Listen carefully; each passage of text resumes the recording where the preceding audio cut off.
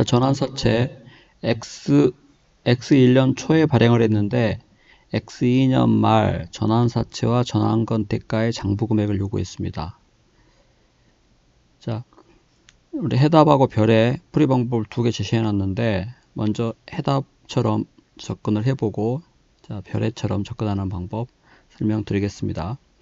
우리 해답에서는 최초부터 즉 발행 시점이 X 1년 초니까 X 1년 초부터 쭉 이 각 계정 흐름들을 살펴보는 것이고 별에서는 간편법으로 빠르게 접근하는 방법을 설명드렸습니다.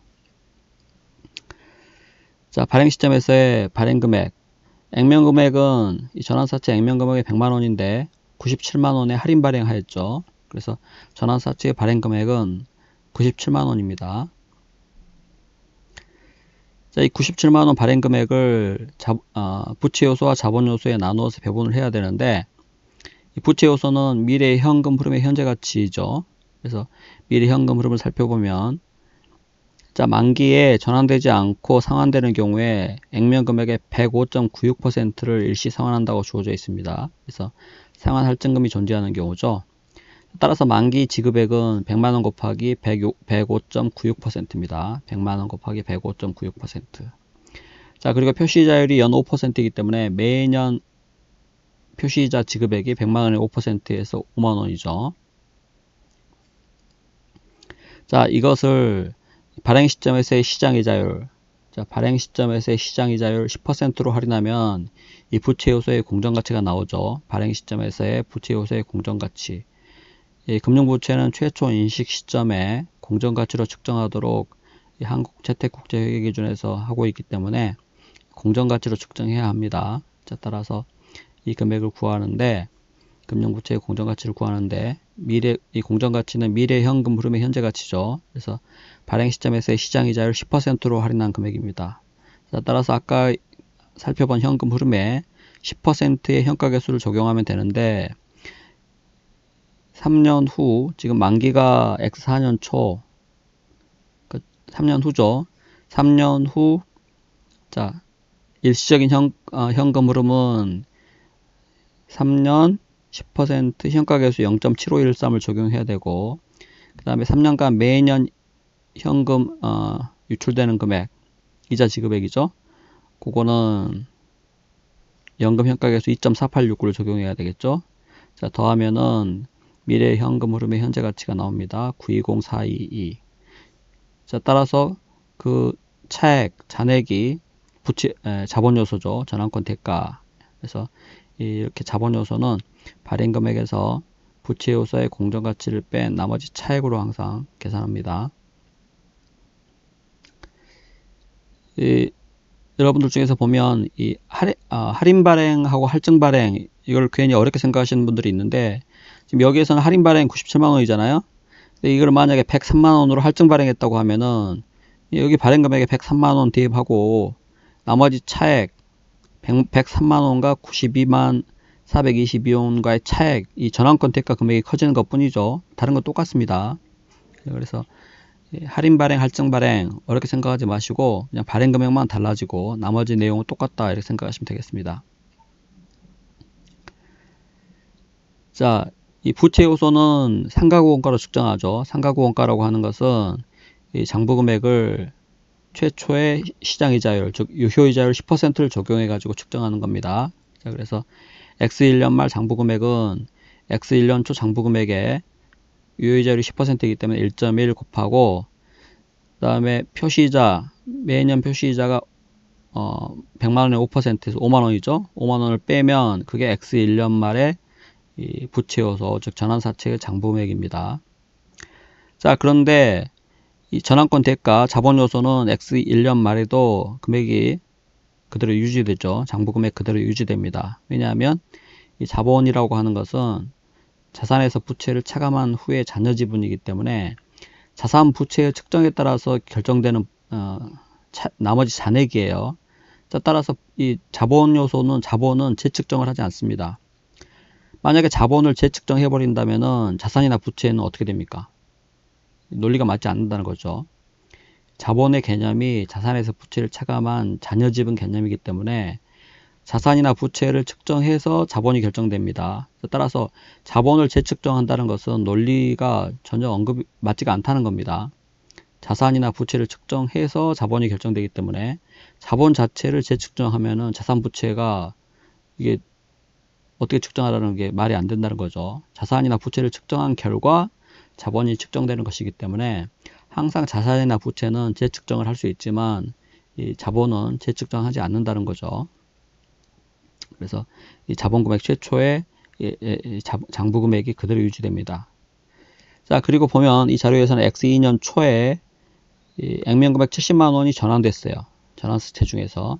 그래서 액면 100만원 중에서 70만원, 즉 70%가 전환이 됐기 때문에 X1년 말 이들 장부금액 중에서 70%는 보통주 전환으로 인해서 없어져 버리죠. 따라서 나머지 잔액 30%만 남아 있습니다. 그래서 이 금액의 30%를 계산한 금액이 X2년 초 장부금액이고, 문제에서는 X2년 말 장부금액이 요거이기 때문에 이 전환권 대가 이거는 자본이기 때문에 그대로 유지되고, 이 금액이 그 다음에 X2년 말 전환사채는 상가구 원가로 측정하기 때문에 이 기초금액에 유효이자율 10%를 적용해 가지고 1.1을 곱하고 그 다음에 표시이자를 빼는데, 이때 주의하실 점이 여기서 5만원 똑같이 빼면 안 된다는 겁니다. 왜냐하면은 70%가 전환이 됐기 때문에 전환사채 남아있는 금액은 나머지 30%만 남아있죠. 자, 따라서 표시이자도 5만원에 30%, 즉 15,000원만 지급하면 된다는 것입니다. 그래서 이 15,000원 이거는 남아있는 이 전환사채에 대해서 지급될 금액만 차감한다는 거 꼭 주의하시기 바랍니다. 그렇게 구하면은 X2년 말 전환사채 장부금액은 302613, 그 다음에 전환권 대가는 14873 해서 답이 3번이죠.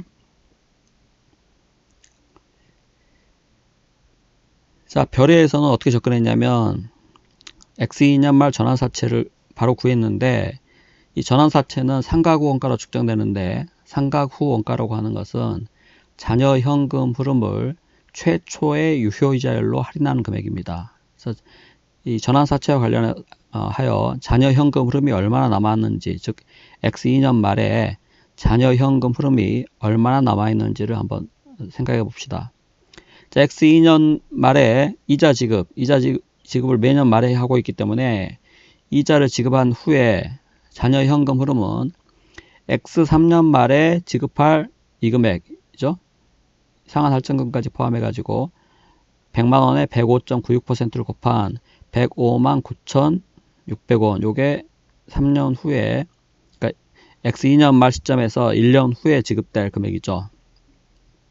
자, 그 다음에 또 1년 후에 표시이자 5만원도 지급해야 되기 때문에 결국 X2년 말 시점에서 생각해 보면, X2년 말을 기준으로 놓고 보면 X3년 말에 지급될, X3년 말과 상환이 X4년 초죠. 그러니까 X3년 말하고 똑같습니다. 사실 시점의 차이가 거의 없기 때문에. 그래서 만기 지급액, 표시이자 포함해 가지고 지급될 금액이 이 금액만 남아 있는 거죠.